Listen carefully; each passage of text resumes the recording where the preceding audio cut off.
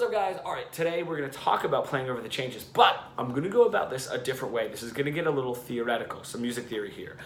So for you intermediate to more advanced players, you should get this, I'm sure.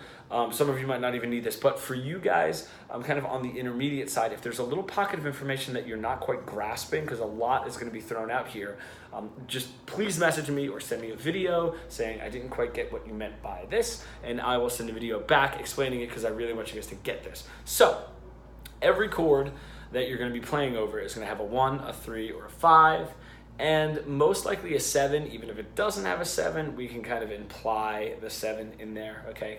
Even though it's not, if it's not in the chord, it's just straight up major or minor chords, that 7 can still be implied and give it like a cooler feel. Anyway, let's keep going. So those are the notes that you're going to want to hit while playing with this chord. So if you have your G major, right? You have your 1, your 3, your 5, say your 7. 7, 1, 3, 5, 7, 1.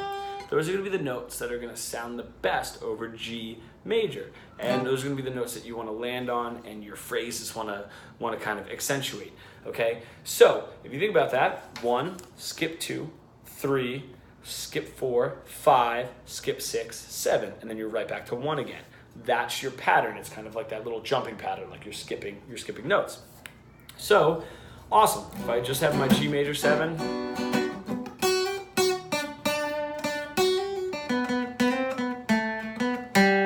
right? Just playing and kind of accentuating those notes sounds awesome.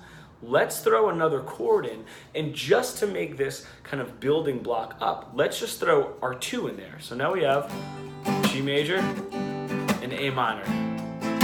All right? So using that same pattern, instead of saying like, oh boy, now I gotta switch. Okay, so wait now. Okay, now we're in minor. So A is my 1, and then that means, you know, C sharp is my 3, but no, it's actually C because it's minor. We're not going to do that. We're going to go about it the other, a much different way. And we're just going to start the pattern, but on 2. Since A is the 2, the second scale degree in G, we're just going to build our triad and then even adding the 7th extension onto that triad starting with 2. So the same pattern, instead of 1, 3, 5, 7, 1, 3, 5, 7, 1, we're going to do still, if you're going to keep in this boxed form in G, but you're going to do 2, skip 3, 4, skip 5, 6, right? Skip 7, and then your 1, right? And then back to 2, because 2 is now your root note in the 2 chord. So now, and your 1 is your 7. So your 7, right? Which will be your flat 7, but your 7. I'm not worried about adding flats or sharps, or whether it's a flat 7 or a flat 3, just because we're sticking into one key for right now. So it's just going to be these scale degrees. We're just starting on different points.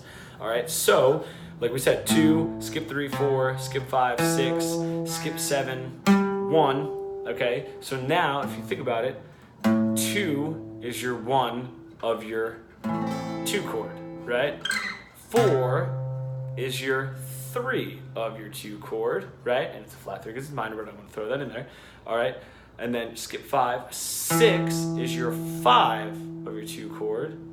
And your 1 is your 7 of your 2 chord. Okay. I really, really hope that makes sense. If you got that, then we can even move on. Let's say we have a G to a B minor.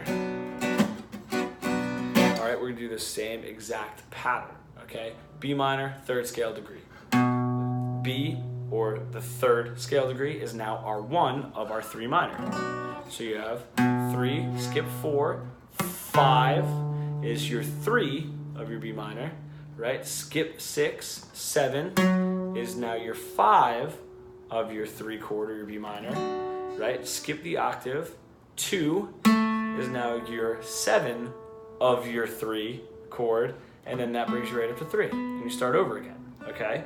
Now, same thing with 4. Let's just quickly go over 4. If I add a G, right, to a C major 7, a 1 to a 4, same idea. 4 is your 1 of your 4 chord, obviously. Skip the 5, 6 is your 3 of your 4 chord, right? Skip the 7, 1 is your 5 of your 4 chord, right? Skip your 2. 3 is your 7, or your major 7 of your 4 chord, okay? So you have 4, 6, 1. Did I do that right? Yeah, 4, jeez. 4, 6, 1, 3, 4, 6, 1. And those would be the notes that you're gonna wanna play over, okay? So once you get that, and we move on, we can do 5, same thing with 5. 5 is your 1, right? 6, skip 6. 7 is your 3 of your 5 chord, right? Skip the octave. Your 2 is your 5 of your 5th scale degree, or your 5 chord, right? Skip the 3. 4 is your 7 of your 5 chord, and the 4 goes right back up to 5, and it's that tonic. That's how you build it up. So that's how you're gonna think. All right, now let's put it just a little bit practical. Okay, if I have my G, let's do the 1 to 3. I'm gonna make it a major 7. All right. So what you want to do is say like, all right, 1, 3, 5, 7, 3, 5, 7, 2. All right, those are going to be the notes that you're going to be thinking of wherever you are, right? So if you come in, boom, I'm up to my 3, and then you can slide up, and knowing that you're 2 and that fits over your 3 chord to accentuate that flat 7, right, of your 3 chord. Right, I got my 1. Maybe I want to go 1, 7, 5, and then up to my 6, and then back down to my 5 and my 7 for the 3 chord. All right, that's how you can think in a diatonic way. All right, so you're just thinking every one of those chords. If I have, let's go right up to 2 to a 5. Right, I can think, right, all right, 2, 4, 6. 2, 4, 6 octave. 2, 4, 6 octave. Great. Then 5, 7, 2, 4. Okay, those are going to be my target notes in this box form. All right, that is the start of it. Now we can take that concept. Some of you guys might need to stop there. I just want to move along because we can take that concept into other avenues. There's actually 2 avenues that we do. We do undiatonic, which I'll get into first. We do undiatonic, and then we're going to go into just not always starting on the 1 or the Ionian mode. Right? You can do it in any mode. No, let's do the modes first. Okay, let's just say we have Mixolydian, right? We have nice A Mixolydian jam.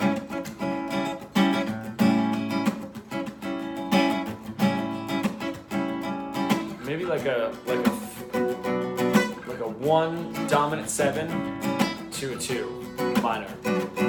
All right, same thing. All you have to do is think of the same thing. The only difference is going to be in this box form that your 7, every time you hit your 7, it's going to be flat. So right, for that dominant 7, you have your 1, 3, 5, flat 7, 1, 3, 5, flat 7, 1. Okay, and then what did I say? It was a 2 chord, a 2 minor. It's going to be your same thing. It's going to be 2, you know, in your Mixolydian, 2, 4, 6, 1, 2. Oh, why am I getting tricked up? 4, 6, 1, 2. Yeah, okay?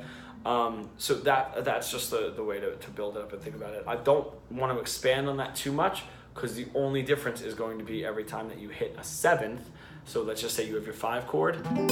Your 5 chord would be a minor, right, in Mixolydian. Your 5 chord would be a minor. So that would be the difference because you would say, okay, 5 would be 5, 7, 2, 4. So you'd have 5, but your 7 would be flat, which is what makes it minor. That's the only difference in when we did it down here in our 1 Ionian, our 1 major to our 5 major or 5 dominant was 5, 7, but our 7 was natural, making that D a major chord. All right, our 5 is major or dominant.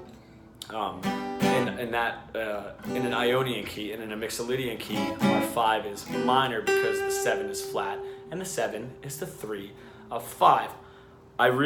Sometimes I say this stuff and I think like, man, this sounds batshit nuts, but I know that you guys are getting it.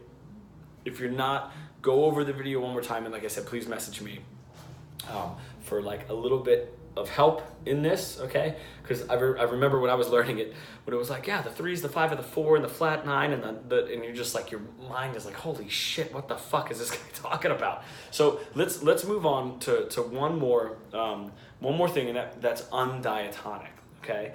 Let me show you guys. Let's go back to the one thing that we did before. We have our 1 chord, right? And then we had our 3, but we're gonna make a 3 dominant 7 instead of a flat, okay?